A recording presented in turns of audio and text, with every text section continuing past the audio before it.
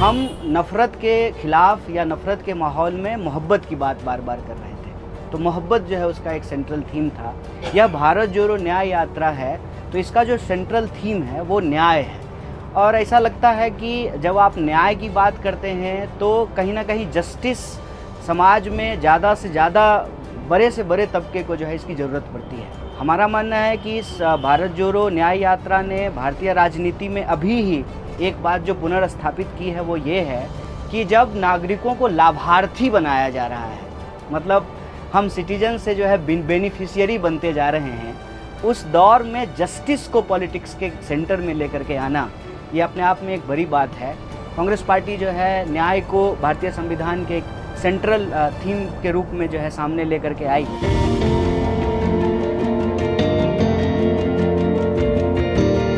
पिछले कुछ सालों में हमने ये देखा कि वेलफेयरिज्म जो है एक एक करके जो वेलफेयर स्कीम थी, जो कल्याण करना, लोगों का कल्याण करना, जन कल्याण करना जो राज्य की जिम्मेवारी थी, कहीं ना कहीं राज्य उससे भागने लगी। चाहे शिक्षा की बात हो, सड़क की बात हो, रोजगार की बात हो, राज्य सरकार या केंद्र सरकार जो इसकी जिम्मेवारी लेने को तैयार नहीं थी। ऐसे माहौल में जो हम लोग सब्जेक्ट से सिटीजन हुए, हमको कहीं ना कहीं नंबर में रिड्यूस किया जाने लगा। जब हम सिटीजन को नंबर में रिड्यूस करते हैं तो कहीं ना कहीं जस्टिस खो जाता है।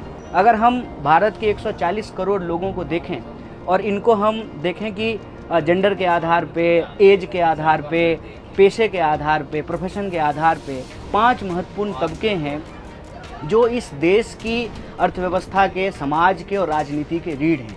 वो तबका है नौजवानों का, वो तबका है किसानों का, वो तबका है मजदूरों का, वो तबका है महिलाओं का, और वो तबका है इस देश के शोषित पीड़ित लोग, चाहे वो सामाजिक रूप से शोषित हों, आर्थिक रूप से शोषित हों या राजनीतिक रूप से शोषित हों। तो इन तमाम तबकों को एकजुट करके भारत जोड़ो न्याय यात्रा 5 तरह के न्याय की बात कर रही है। भारत दुनिया का एक ऐसा देश है जहाँ का हर सबसे नौजवान आबादी भारत की है। जो नीतियाँ रही हैं, आप यूँ कह लीजिए कि सरकार की नीति और नीयत के चलते आज नौजवान का भविष्य सबसे ज़्यादा अंधकार में है।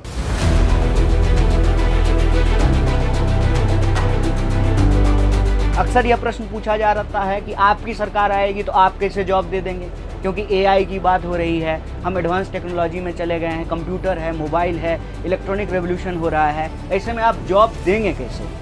जॉब देने के लिए अगर हमारे पास नीति और नीयत होगी तो हम जॉब दे सकते हैं। जॉब गिवर तो हम तब बनेंगे ना जब आप इस देश की संपत्ति में इस देश के नौजवानों की हिस्सेदारी तय करेंगे। पहली बात तो ये कि जितने रिक्त पद हैं उन रिक्त पदों को हम भरेंगे, कोई भी जो है खाली पोस्ट नहीं छोड़ेंगे। अक्सर धांधली की खबर सुनने को मिलती है और धांधली के चलते जो नौजवान 5 साल 10 साल तैयारी करता है, जब ओवर एज हो जाता है, जिसको नौकरी नहीं मिलती है, जिसका पूरा का पूरा भविष्य जो है वो चौपट हो जाता है, वो नौजवानों के बीच में ही आपको आत्महत्या की खबर सुनने को मिलेगी।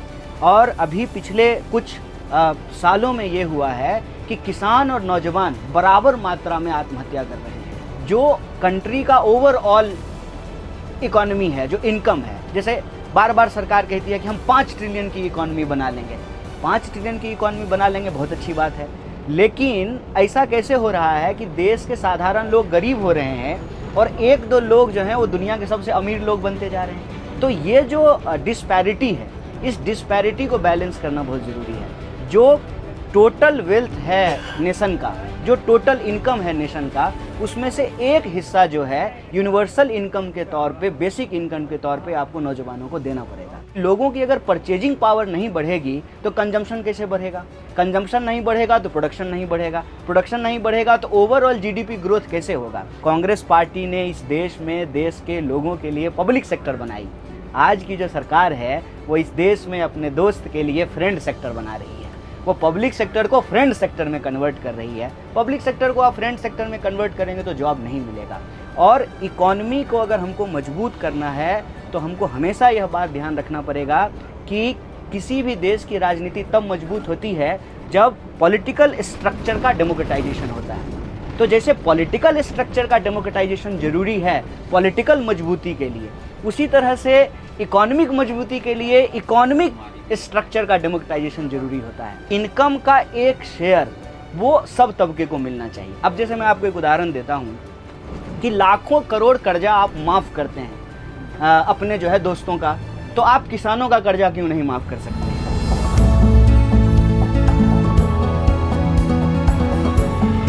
मुझे अगर ऐसा अवसर होगा तो मैं चाहूँगा कि महात्मा गांधी इस यात्रा में आएँ। वो इसलिए कि गांधी जी ने इस देश में लोगों की तरह जीवन जी करके उनके दुख दर्द को समझा, और गांधी के काम में जो ऑथेंटिसिटी है उनके कर्म में, उनके जीवन में, वो ऑथेंटिसिटी मैं चाहता हूँ कि किसी भी राजनीतिक गतिविधि में हो, जिससे जनता बहुत आसानी से जुड़ती है और उनको कोई भी राजनीतिक कार्यक्रम अपना कार्यक्रम लगता है। So my favourite person is Gandhi.